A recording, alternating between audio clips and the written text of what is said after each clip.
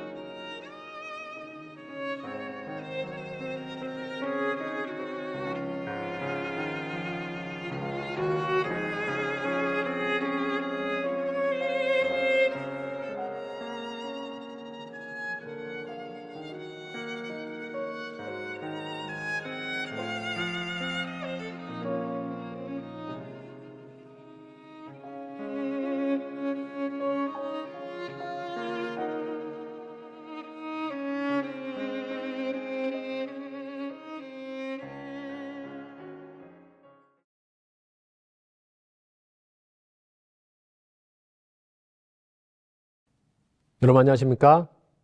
청량리교회 부담임 목사 김영석입니다. 저는 창조신앙과 구원의 과정이라는 큰 제목을 가지고 하나님의 은혜의 말씀을 나누고 있습니다. 오늘 말씀의 제목은 여러분은 진정한 침례를 받으셨습니까? 입니다. 우리는 지난번에 첫째 날 빛에 대해서 살펴보았습니다.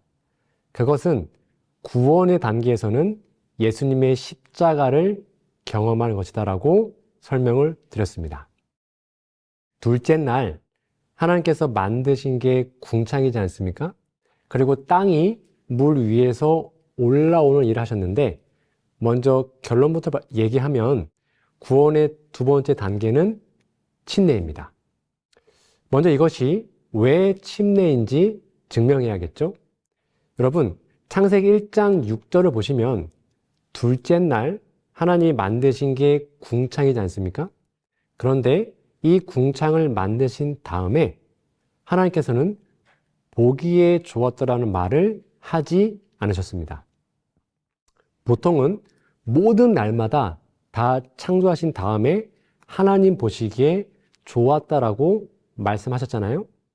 그런데 둘째 날에는 좋았더라라는 말이 없습니다. 아무리 찾아봐도 없습니다. 그런데 신기하게도 셋째 날에는 좋았더라라는 말이 2번 나옵니다. 그래서 구원의 단계에서 침례는 셋째 날 처음 부분까지 포함되는 것으로 이해하시면 되겠습니다. 6절에 보면 하나님 이르시되 물 가운데 궁창이 있어 물과 물로 나뉘게 하시고, 그래서 위의 물과 아래 물로 하나님이 나누신 겁니다. 7절입니다. 하나님이 궁창을 만드사 궁창 아래의 물과 궁창 위의 물로 나누게 하시니 그대로 되니라. 그리고 8절에 하나님이 궁창을 하늘이라 부르셨습니다. 9절을 볼게요. 이게 셋째 날의 앞부분입니다. 하나님이 이르시되 천하의 물이 한 곳으로 모이고 묻이 드러나라.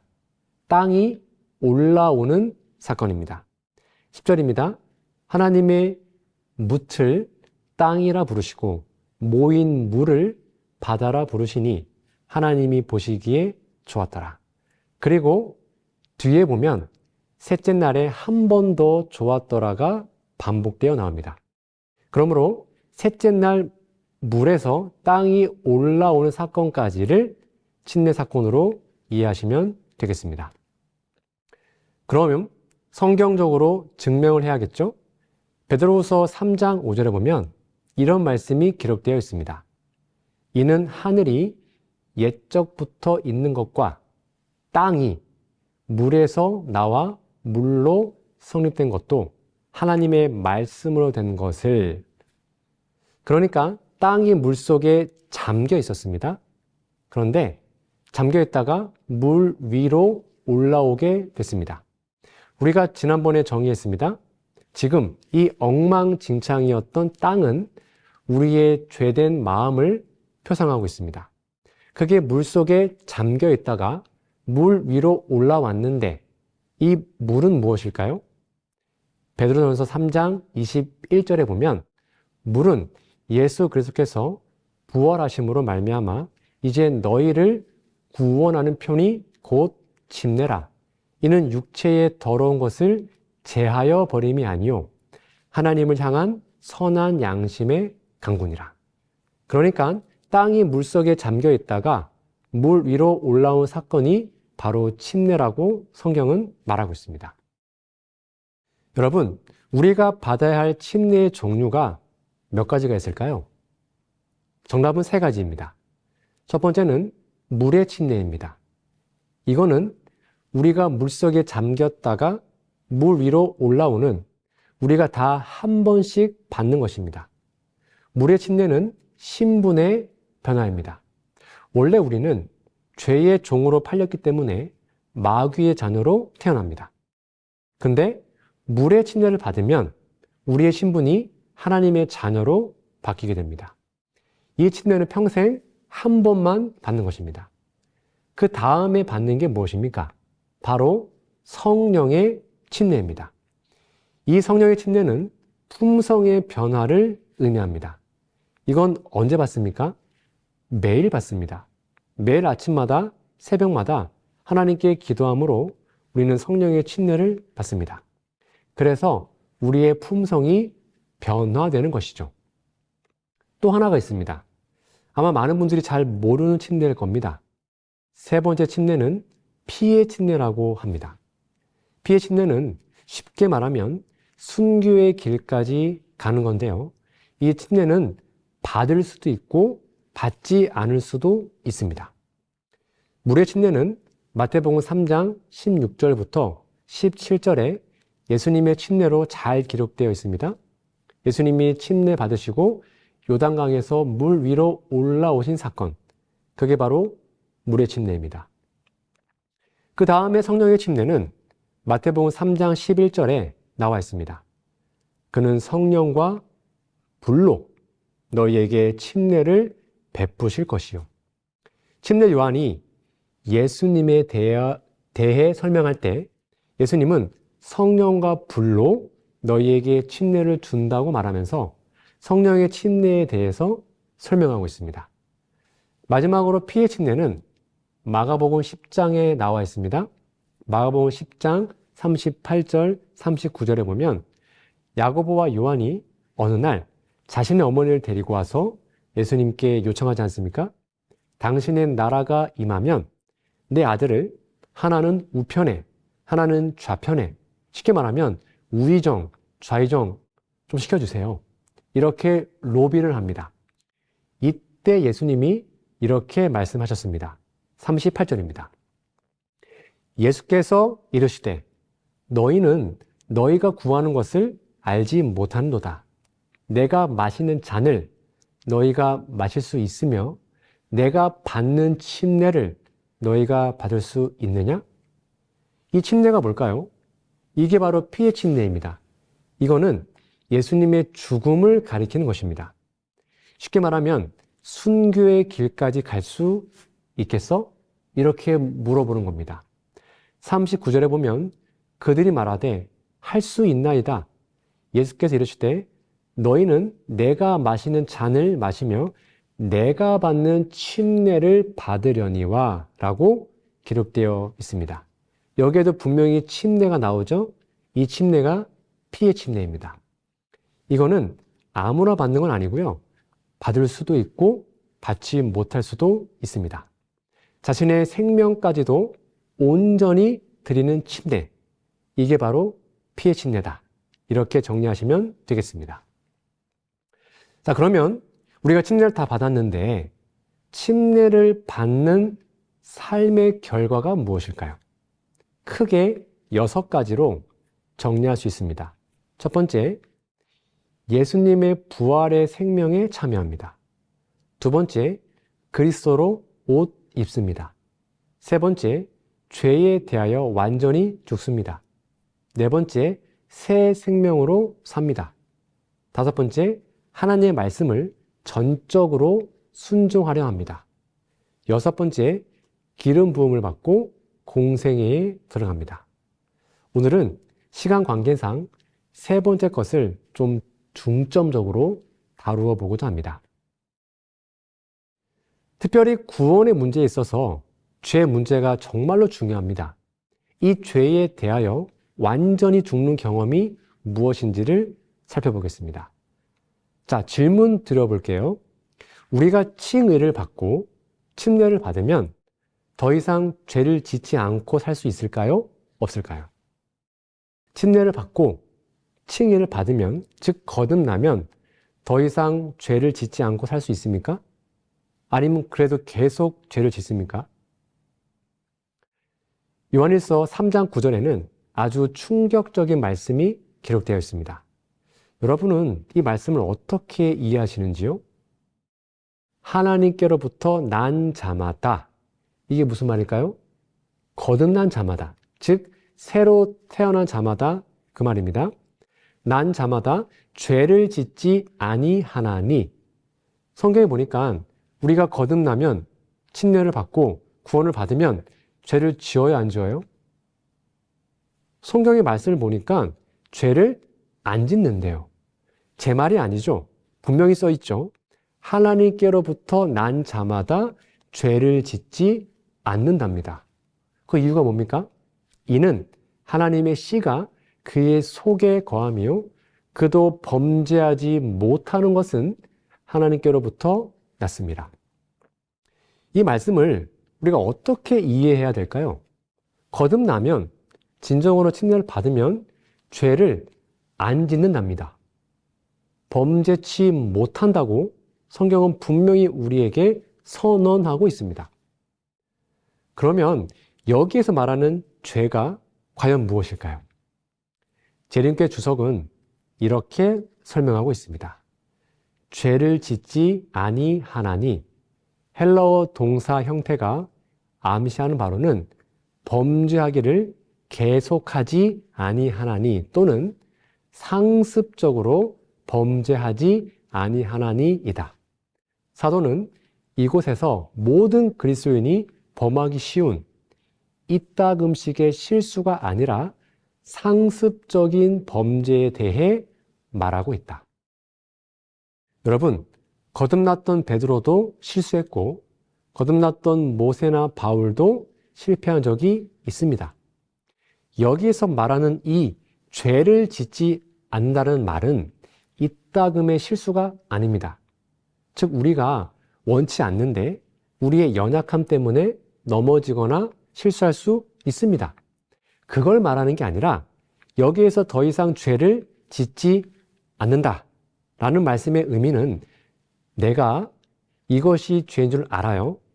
이거 죄인데 내가 알고 있는데 그 죄가 너무 좋아서 그 죄를 버리지 않고 알면서 짓는 고의적인 죄를 더 이상 짓지 않게 된다는 뜻입니다. 이게 핵심입니다. 거듭난 사람은 고의적으로 알면서 죄를 짓지 않습니다. 그러므로 내가 지금 알면서 그 죄를 너무 사랑해서 그 죄를 아직도 버리지 않고 있다면 거듭난 것이 아닙니다. 죄를 버리지 않으면 침례를 받아도 거듭난 것은 아닙니다. 여러분 오해하지 마십시오. 우리가 실수할 수 있습니다. 제가 그걸 부인하는 게 아닙니다. 우리는 다 넘어지고 실수하고 실패할 수 있습니다. 그래서 우리가 실수하고 넘어졌을 때 이렇게 하면 되는 겁니다. 요한일서 2장 1절입니다. 나의 자녀들아, 내가 이것을 너희에게 씀은 너희로 죄를 범하지 않게 하려 함이라.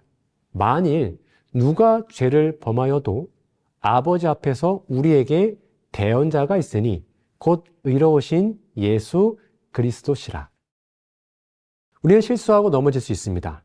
그러나 우리가 실수하고 넘어졌을 때 우리에게 대언자가 계셔서 그분께로 가면 그분의 은혜와 용서를 우리는 받을 수 있습니다.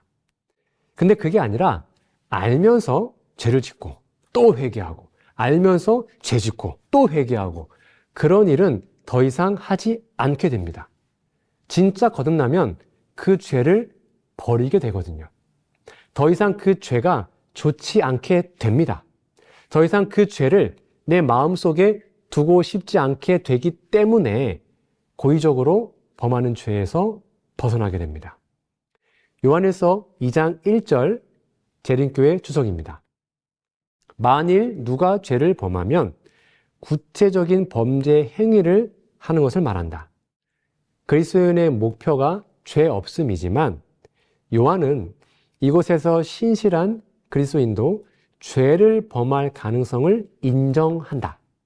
요한은 죄를 묵과하기 위해서가 아니라 사람이 빠질 수도 있는 죄로부터 그를 구원할 수 있는 분을 소개하기 위해 그렇게 한다.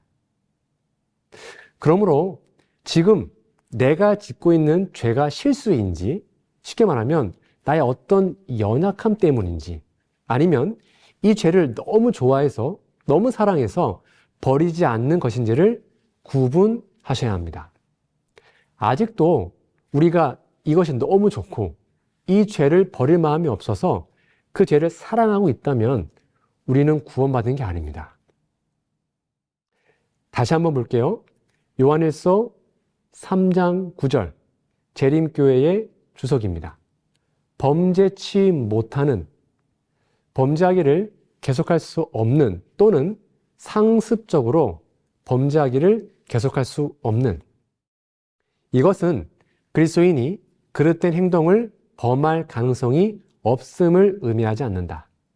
만일 그가 범죄할 수 없다면 죄 없는 그의 존재 안에는 아무런 덕이 없을 것인데 진정한 품성의 개발도 없을 것이다. 요한은 이미 그가 이따금씩 실수를 할 수 있음을 암시했다.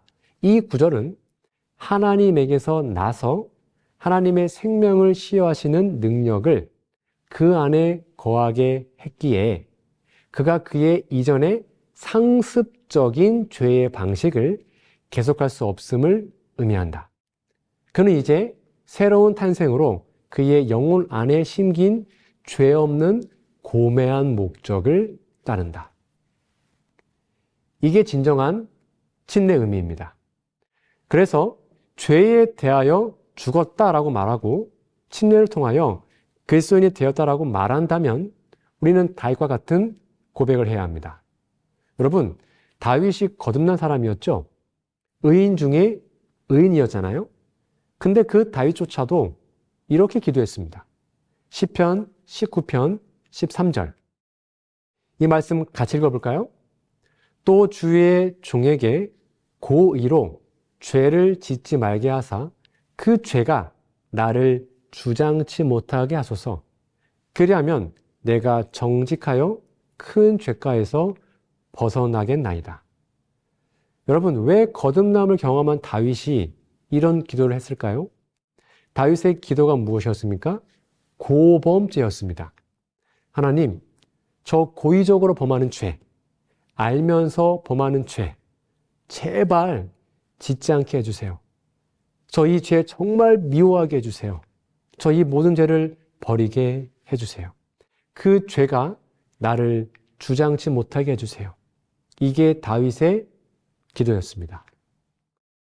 우리가 거듭나고 침례를 받고 하나님의 자녀가 되면 더더욱 이런 투쟁을 하게 됩니다. 그 전에는 어떤 일이 죄인 줄을 몰랐어요. 근데 진짜 하나님의 말씀을 깨닫고 성령을 받고 거듭나면 이게 죄였네. 그때 깨닫게 됩니다. 아주 사소한 것도 죄로 느껴지게 됩니다. 그러면 그 죄를 버리고 싶어지게 되고 진짜로 버리게 됩니다. 하나님의 능력으로 말이죠. 그리고 더 이상 그 죄를 짓지 않게 됩니다. 이게 거듭남입니다. 그런데 아직도 우리가 어떤 죄를 너무너무 좋아해요. 그 죄를 버릴 마음이 없어요. 그것은 거듭난 것이 아닙니다. 이렇게 침례를 통한 거듭남을 경험하는 것이 두 번째 구원의 단계입니다. 시편 19편 13절 재림교회 주석입니다. 고범죄. 이것은 우리가 스스로 잘못을 저지르고 있다는 것을 알면서 범한 죄이다. 이 죄는 실수, 즉 숨은 허물과는 구별된다. 고범죄는 알면서 범하는 죄입니다. 쉽게 말하면 제가 저희 아내와 싸웠다고 가정하겠습니다. 싸우고 나면 제가 먼저 사과해야 되는지 다 알아요. 근데 하고 싶지가 않아요. 그러면 그 싸우는 죄보다 사과해야 되는 걸 알면서 그걸 안 하는 죄가 더 큰 죄라는 것입니다. 죄의 개념이 이해되시나요? 살다 보면 싸울 수 있죠. 연약하니까 때로는 욱하거나 어떤 걸로 싸울 수 있단 말이에요. 그러나 그 후가 더 중요합니다. 싸우고 난 후에 성령의 능력으로 깨달았습니다. 내가 잘못했네. 그럼 먼저 사과해야지 라는 거 우리는 다 알아요. 그렇죠? 근데 그 사과를 자존심 때문에 안 합니다. 그러면 그 죄가 더 나쁜 죄라는 것을 잊지 마십시오. 왜요? 알면서 짓는 고범죄였으니까 더 큰 죄인 것입니다. 그런데 진정으로 거듭난 사람은 내가 잘못했네 하면 바로 자존심을 버리고 여보 미안해 하고 사과를 합니다. 왜요? 더 이상 그 죄를 갖고 있고 싶지 않거든요. 더 이상 고의적으로 죄를 범하고 싶지 않기 때문입니다. 그러니까 우리가 어떤 죄든지 내가 이게 죄인 걸 알면서도 계속 고집하고 있다면 우리는 구원받은 것이 아닙니다. 그러니 우리의 마음을 잘 살펴야 합니다. 그래서 로마서 6장 1절 2절에 보면 이렇게 나와 있습니다. 그런즉 우리가 무슨 말을 하리요? 은혜를 더하게 하려고 죄에 거하겠느냐? 그럴 수 없느니라. 잘 보세요. 죄에 대하여 죽은 우리가 어찌 그 가운데 더 살리요? 여러분, 죽은 사람이 죄를 지을 수 있습니까? 죽은 사람은 죄 안 짓습니다. 즉, 우리가 죄에 대하여 죽었다면 더 이상 알면서 죄를 짓지 않습니다. 3절입니다. 무릇 그리스도 예수와 합하여 침례를 받은 우리가 예수님의 이름으로 침례를 받았다면 우리는 그의 죽으심과 합하여 침례를 받은 것입니다. 그래서 완전히 죄로부터 죽는 경험이 우리에게 있어야 하는 것입니다. 그래서 우리는 날마다 이런 질문을 해야 합니다. 나는 정말 진짜 모든 죄를 다 주님께 드리고 이 말씀처럼 죄에 대하여 죽는 경험을 하고 있는가? 이게 구원의 두 번째 단계입니다. 이걸 우리가 매일 아침마다 해야 합니다. 로마서 6장 6절 7절입니다. 우리가 알거니와 우리의 옛 사람이 예수와 함께 십자가에 못 박힌 것은 죄의 몸이 죽어 다시는, 그 다음이 중요합니다.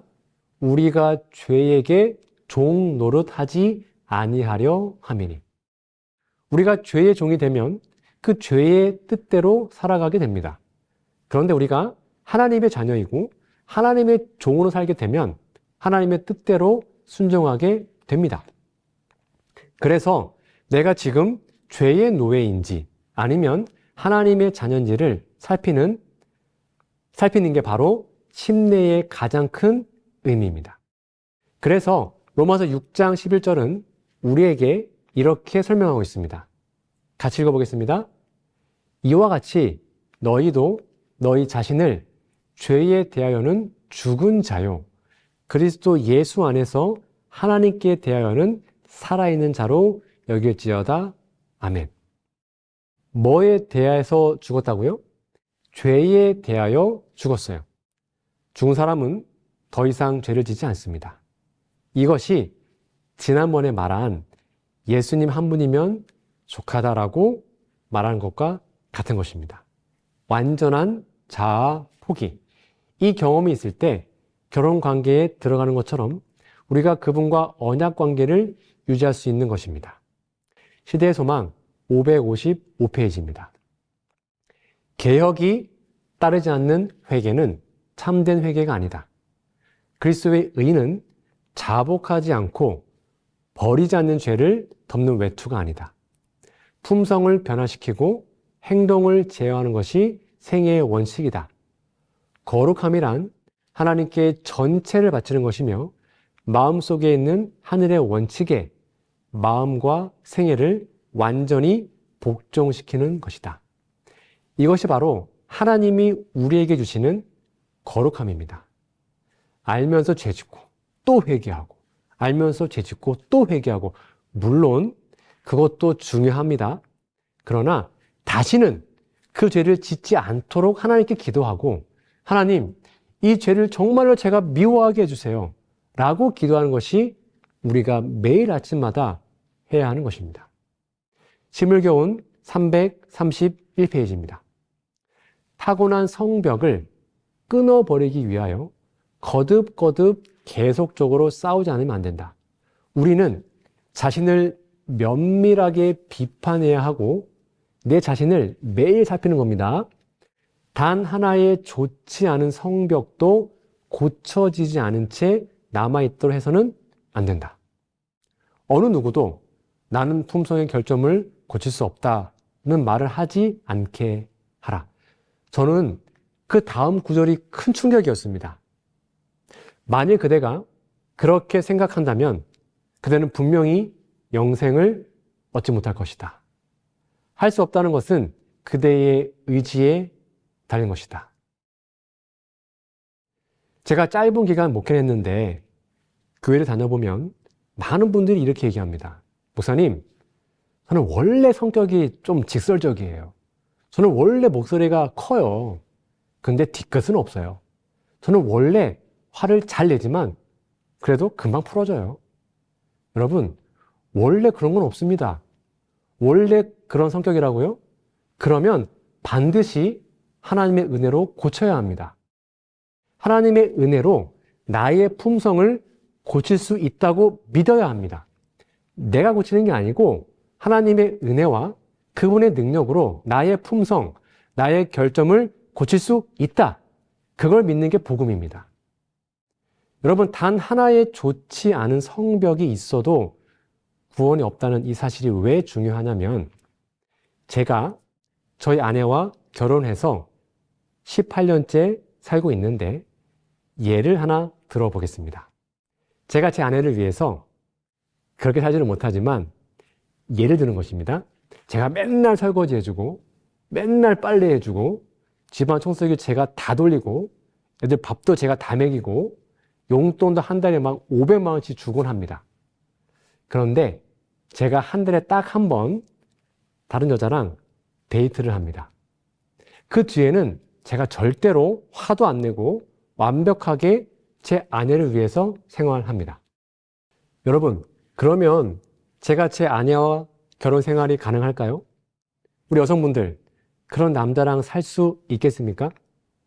한 달에 한 번 다른 여자랑 손도 잡고 뽀뽀도 하고 잠도 잡니다. 딱 한 달에 한 번. 그걸 제 아내가 다 알고 있습니다. 그럼 그 부부 생활이 이어질까요? 안 된다고요? 왜 안 됩니까? 평상시에 완전하다니까요. 제가 다 해줍니다. 돈도 주고 차도 주고 밥도 해주고 청소해주고 다 해주는데 딱 하나, 한 달에 한 번 다른 여자랑 데이트합니다. 안 될까요? 네, 그 관계는 절대로 이어질 수가 없습니다. 결혼 관계는 불가능합니다. 이게 그 말입니다. 우리가 하나님과의 언약 관계에 있어서 한 가지에 고쳐지지 않는 성벽이라도 우리가 그 죄를 버리지 않고 있다면 그 관계가 이어질 수 있을까요? 불가능합니다. 하나의 죄라도 있으면 구원을 결코 받을 수 없습니다. 제가 지금 완전주의를 말하고 있는 것이 아닙니다. 하나님의 은혜로 우리 삶에 있는 모든 죄를 해결할 수 있다라고 믿는 게 진짜 믿음입니다. 정말 오늘이라도 하나님의 은혜로 나의 모든 품성이 고쳐질 수 있다. 이렇게 믿고 살아가는 게 하나님의 은혜입니다. 이것이 구원의 과정인 것입니다. 우리가 다 동의했잖아요.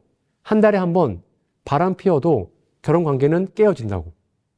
근데 왜 우리는 한두 개의 죄를 갖고 있으면서 하나님으로부터 구원을 받겠다고 이렇게 자신만만하게 있는지 모르겠습니다.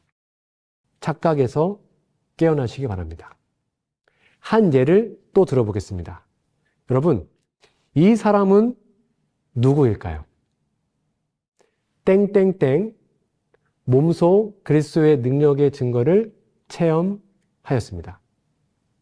이 사람은 그리스도의 가르침이 일찍이 그가 들은 어떤 사람의 가르침보다 훨씬 훌륭하다는 것을 깨달았습니다. 땡땡땡은 크신 선생님을 사랑하였으며 그분과 함께 있기를 간절히 사모했습니다. 땡땡땡은 자기의 품성과 생애가 변화되기를 바랬고 자기 자신을 예수님과 연합함으로 그 같은 경험을 하고 싶어 했습니다. 예수께서는 이 사람에게 전도 사업을 하도록 위탁했고 예수님께서는 이 사람에게 병자를 고치고 귀신을 쫓아낼 능력을 주셨습니다. 누구일까요? 베드로요? 요한이요? 놀랍게도 이 사람은 유다입니다. 여러분, 유다도 예수님을 닮고 싶어 했습니다. 유다도 예수님과 함께 있고 싶었습니다. 유다가 예수님을 많이 사랑했습니다. 병도 고쳤고 귀신도 쫓아냈습니다. 그런데 이 똑같은 문맥의 뒤에 보면 그러나 유다는 자기 자신을 그리스도께 완전히 복종시키는 경지에 이르지 않았다라고 기록합니다. 그 하나의 죄가 있었습니다. 그게 뭐였죠? 탐심이었습니다. 돈을 사랑했습니다. 딱 하나의 죄였습니다. 하나. 그 탐심이라는 죄. 결국 유다는 끝까지 그걸 버리지 않았고 결국 그 하나의 죄가 유다를 멸망시켰습니다. 죄가 이렇게 무서운 것입니다.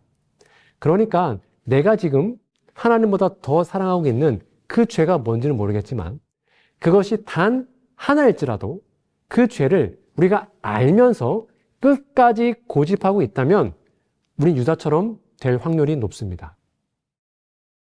그래서 하나님, 정말 제가 버리지 못한 죄가 무엇입니까? 저는 이 죄를 버리고 싶은데 제 능력으로 안 돼요. 제발 도와주세요. 이 기도를 매일 아침마다 하나님께 드리고 그 죄를 하나님의 능력으로 버리는 사람이 되어야 합니다. 내 능력이 아니라 하나님의 은혜로 죄를 버리고 승리하는 경험. 그게 바로 성령의 침례를 받는 것이고 그게 거듭남을 경험하는 것입니다. 이것이 구원의 두 번째 단계입니다. 침례는 죽는 것입니다. 완전한 자아 포기이며 죄에서 해방되는 것입니다. 이 일이 우리의 삶에서 매일 경험되어지기를 간절히 소망합니다. 마지막입니다.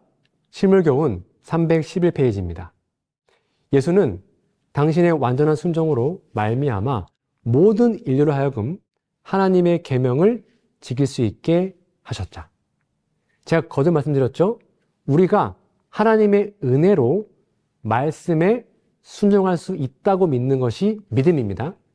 우리가 우리 자신을 그리스도께 바칠 때 우리의 마음은 그리스도의 마음과 연합되고 우리의 뜻은 그분의 뜻에 합병되고 우리의 정신은 그분의 정신과 하나가 되고 우리의 생각은 그분에게 사로잡히게 되어 마침내 우리는 그분의 생애를 살게 된다.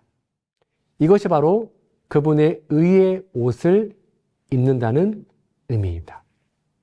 내 마음과 내 뜻과 내 정신이 예수님과 하나가 되는 것, 그게 그분의 의의 옷을 입는 것입니다. 저는 이 구절이 너무너무 감동적이었거든요. 그리하면 주께서 우리를 보실 때 무화과 나무 잎으로 엮은 옷이나 죄로 인해 벌거벗고 뒤틀린 우리의 몸은 보지 아니하시고 여호와의 율법을 온전히 순종하심으로 이루신 당신 자신의 의의 두루마기를 보게 된다. 그래서 우리는 하나님이 보실 때 예수님의 의의 옷을 통해서 보기 때문에 예수님처럼 완전한 사람이 된 것입니다. 이걸 믿는 게 복음입니다. 이걸 진짜 믿게 되면 죄 짓고 싶지 않게 됩니다. 죄가 더 이상 하찮게 보입니다. 왜요? 이 엄청난 선물을 받았는데 우리가 예수님의 품성같이 되었는데 하나님이 우리를 예수님처럼 봐주시는데 우리가 예수님과 하나가 되었는데 어떻게 죄의 노예로 살 수 있겠습니까? 그것을 경험하는 게 침례이고 구원의 두 번째 단계입니다. 여러분, 우리가 받은 침례가 그냥 예전에 받았던 과거의 경험이 아니라 진짜 우리의 삶에 실제적으로 다가오는 경험, 진짜 그분의 의의 옷을 입어서 죄에서 해방되는 경험, 죄에서 승리하는 경험, 하나님의 말씀에 순종하여 기쁘고 행복하게 사는 경험이 우리 모두에게 있기를 간절히 바랍니다.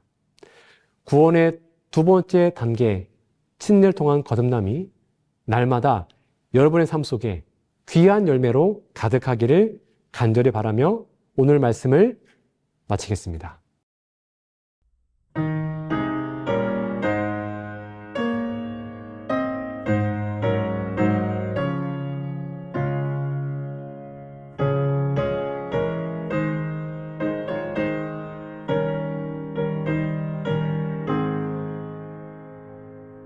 주 하나님 독생자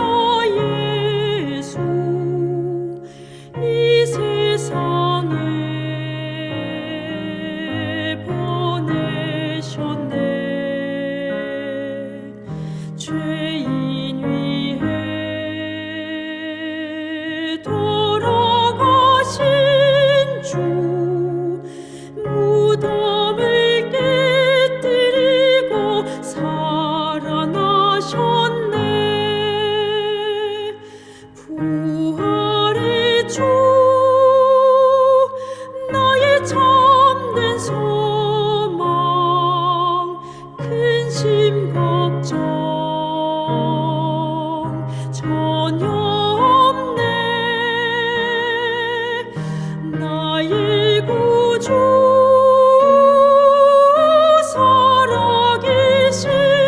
살아계시니 내 맘에 삶의 기쁨 넘쳐 흐르네.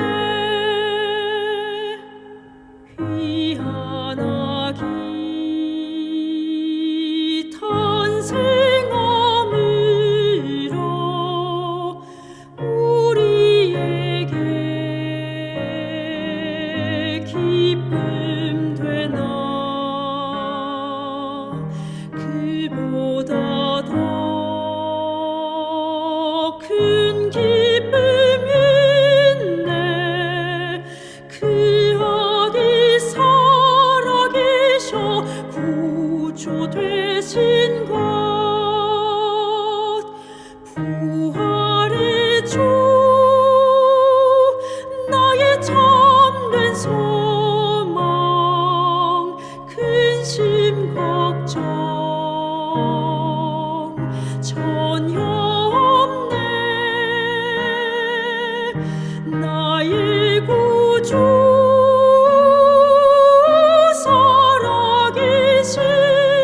살아계시니 내 맘에 삶의 기쁨 넘쳐 흐르네.